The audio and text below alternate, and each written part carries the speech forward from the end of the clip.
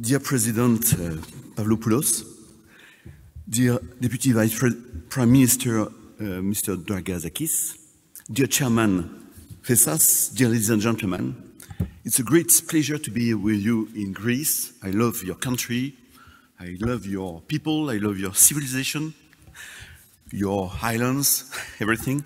But I don't speak Greek, so unfortunately I'm going to speak in English, with a strong French accent, by the way. It will be easier for the people maybe to understand me. So it's a great pleasure to see you, and I would like to thank SCV for having me as honorary speaker. First of all, the topic of this year's event is New Paradigms for Inclusive and Sustainable Growth, which is a very interesting topic, very timely for two reasons. First reason, economically in Europe, the glass is still half full. We have passed the peak of the recovery. We still have growth, but it's slowing down, and there are downside risks. There is no time to waste to put our European economy house in order. Second reason, politically, the glass is two-thirds full. Two-thirds of newly elected MEPs, Member of Parliament, are from pro-European parties, which is a pretty good news. The victory of Eurosceptic or populists predicted by some was contained. But these elections have sent an alarm signal, une alerte rouge. And business as usual is not an option. We must bring real and sound solutions to companies and citizens' concerns and problems. The European elections in May were crucial for Europe because the next years will depend on whether Europe will continue to deliver for its companies and citizens. During the pre-election period, the European business community has been more outspoken about the importance of Europe, its accomplishments, and its benefits than ever before. SCV also kicked off several initiatives. SCV raised awareness about the degree to which European Parliament decisions affect national legislation. SCV also highlighted the need to ensure the best possible representation at the European level. BusinessEurope has an ambitious vision for Europe in the future. We have published a document last December which outlines our business ambition for Europe 2030. We believe that the common vision is essential. This is even more true in challenging times.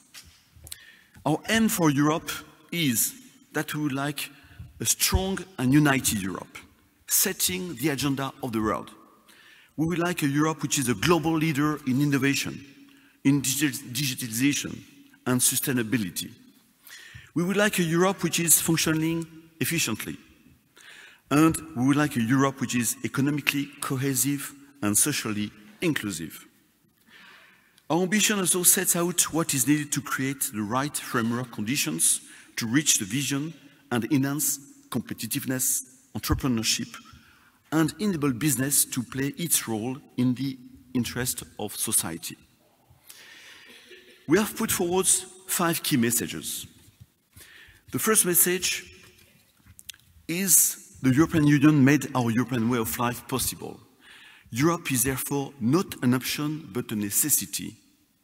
European Union is not perfect, but it has brought unprecedented peace and prosperity to Europeans for the last 70 years. Peace, prosperity, growth, democracy. We always have to recall that. Let me remind you of 3 things that European Union brought to all of us. We are one of the most equal societies in the world. We live better and longer than in most other parts of the world. 80% of our workers in the EU are covered by unemployment insurance in comparison with 30% in the rest of the world. Thanks to our single market, people can move freely through the Schengen area, and doing business is much easier than before.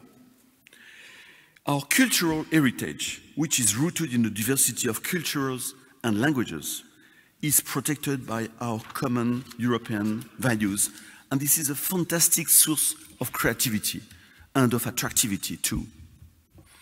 We should be very proud of all these things, of all these achievements. We have to be conscious that this can be lost if we do not defend these achievements and stand up for the European Union. My message number 2 is business empowered our European way of life. Business play an important role in our European way of life. Entrepreneurs invest, create jobs, make the economy grow. The private sectors account for 80% of all the jobs created in the EU. Companies provide jobs, purchasing power, prosperity, well-being, hopes, and pride. And there is no social prosperity without economical prosperity. Companies also provide products and services responding to changing needs. And for that, they invested almost 200 billion in research and development in 2016 in the EU. And we have spent more than 50 billion euro on vocational training in 2015. And companies also finance public services through the taxes they pay in the EU. Over 2 trillion euros in 2016. So to summarize, without companies, without business, no jobs, no tax revenue, no purchasing power, no innovation, no prosperity. These are great achievements and strengths of the European Union, but they are not sufficient anymore for today's challenge. This brings me to my third message. We cannot take these achievements for granted. Europe is very fragile. The world is changing rapidly and profoundly. We are facing new challenges, both politically and technologically. What we are witnessing today is not just another area of change, but a change of era. With shifting relationships with long-standing allies like the US. The US, although one of our main trading partners, has become a very difficult partner in this matter. We face fierce technological competition, especially from the United States, but from China, Asia. We face profound change driven by digitalization and efforts to decarbonize our economies. We face aging population and a drastic demographic growth in Africa and in India. We face disrespect of the rule of law. Faced with these new challenges, being together in Europe is an absolute necessity to be able to manage them better. European integration has to be strengthened and accelerated so that we can transform these challenges into opportunities. And this leads to my fourth message. Message number 4, business, our companies, can transform the risks, the challenges, the threats into opportunities of growth, of jobs, of prosperity. So is the essence of entrepreneurship. We are committed to continuing to invent the product and the services of the future. We are committed to find technological solutions to combat climate change and protect the environment. We are committed to welcome apprentices and help integrate legal migrants. Business not only provides 80% of the jobs, but we provide 80% of the solutions to all these challenges. This is why the European Union has to put the competitiveness of companies at the heart of its policies and to work closely with business. And this comes to my fifth message. Message number 5, we need to put in place the right conditions to allow companies to play their role in society. If the EU is to defend our European way of life and set an example for the rest of the world, we must maintain the competitiveness and the economic success of our project. Companies could do even more for society if we, 1, complete the single market, 2, simplify our regulatory framework, 3, strengthen our economic and monetary union, 4, develop the right skills, and 5, perform the national reforms that are needed. And this brings to my second part of my speech, situation in Greece. I think this ambition is also valid for all our countries and for Greece, especially in difficult time. Greece had to deal with its own challenges for numerous years. The 2000 2008 crisis had a profound socio-economic impact on the Greek economy, as we all know. GDP shrank by 25%, unemployment peaked at 28% at the time, public debt reached 180% of GDP. But after nearly a decade of recession, the Greek economy has started to recover, and that's a pretty good news. Greece is entering the third consecutive year of growth, which is expected to continue for the following years. There have been positive developments in the past years, but Greece's economy recovers at a modest pace. There are still numerous difficulties to handle, and for example, both public and private debt remains at high levels. Greece is confronted with brain drain. A particular concern is that educated young people continue to leave the country. And so investments in the Greek economy are low. They declined from 26% of GDP in 2007 to 11% in 2018. So in order to move forward, I would like to reiterate the 4 messages that ACV has promoted in the past. First, reform momentum is needed, and it is essential that the government that will emerge from the elections in July takes certain steps. The next government should promote a more growth-friendly strategy, a more business-friendly strategy that reduces taxation and social security contributions to restore trust among the business community and unleash the productive forces of the private sector. Second message, Greece should focus on becoming an attractive investment destination for foreign direct investment. Third message, Greece's wage policy setting should be linked to productivity, and a return to a pre-crisis collective bargaining habits must be avoided. And fourth, Greece should continue to honor its commitments towards its European partners, with any agreed change to policy implemented without putting in danger fiscal consolidation. I come to my third part of my speech, priorities for European business over the next legislative cycle. Not only on the national level, but also on the European level, companies calls for audacious, brave reform projects. Faced with increasingly challenge, that rise trade tensions, as you know, strengthening the competitiveness and the attractiveness of Europe as a place to invest is more urgent than ever. So BusinessEurope has several priorities for the next legislative cycle.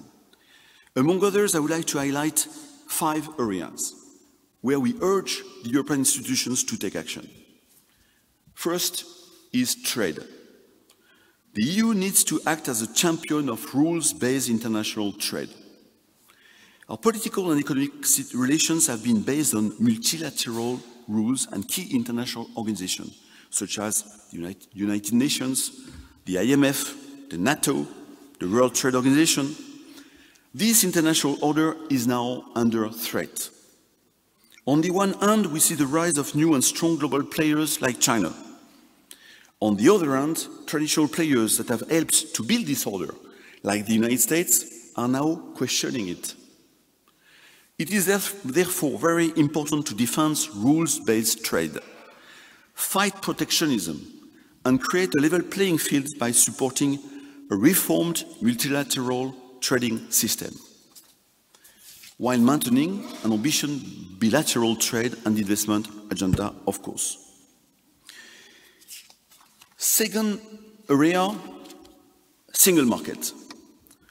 The single markets need to be put back at the center of the EU agenda. Freedoms of movements of capital, of goods, of services, of people, and tomorrow of data can give huge economic power to the EU and its members individually. A transversal reflex to safeguard and deepen the single market in different policy areas must be established as top political priority. This is necessary in order for the EU to remain the best place for investment and achieve an effective and fair single market which brings tangible benefits to all of us. Europe needs to further strengthen and develop cross-border trade and investment within a barrier-free single market as the basis of European prosperity. Third message, R&D. The EU needs to support and facilitate research, development and innovation throughout the EU and the European economic area. This is absolutely necessary to regain our world leadership in technology and bring innovative products and services to the market, taking into account increasing pressure from China on one side, United States on the other side. And in order to stay competitive, we need to aim for a budget of at least 120 billion euro for Horizon Europe in the next multi-annual financial framework. Fourth message, industrial strategy. A more strategic industrial policy needs to be put in place. At the moment where major competitors are developing their own industrial strategies, the EU is still not on top of the game. This poses serious risks. The risk of having uncoordinated national action is on one side, compared to competitors and fragmentation of the single market, and this will undermine Europe's competitiveness and therefore our future living standards. So Europe must take actions to support its industry, and this doesn't mean becoming inward-looking. With half of European business in global value chains, a closed Europe would only hurt us. We are talking about an open Europe. So we need to take a more strategic approach that will allow European manufacturing and services value chains to compete with global economy powers such as the US or China and increase growth and employment across Europe. My fifth and last message, the economic and monetary union needs to be completed. This is important to strengthen trust in the euro and provide a stable environment to investors. Not only, this is important to help the startup to finance themselves in order that they grow in Europe. As a summary, I would like to underline that Europe remains one of the best places to live, best place to work and to do business in the world. We can be proud of all what we have done, our achievements. However, we need to continue our work for better Europe and with meaningful common projects to answer the challenge facing the European Union. So you can count on me, you can count on BusinessEurope to continue to work on the EU's future so that we can deliver a stronger Europe, a more united Europe, a more visionary Europe, a more innovative Europe, and of course taking care of Europe around the philosophy of the three P that I like: profit, people and planet. Because this is what we have to do, is of course bring economical prosperity in order that we can bring social prosperity to our people and to the planet. Thank you.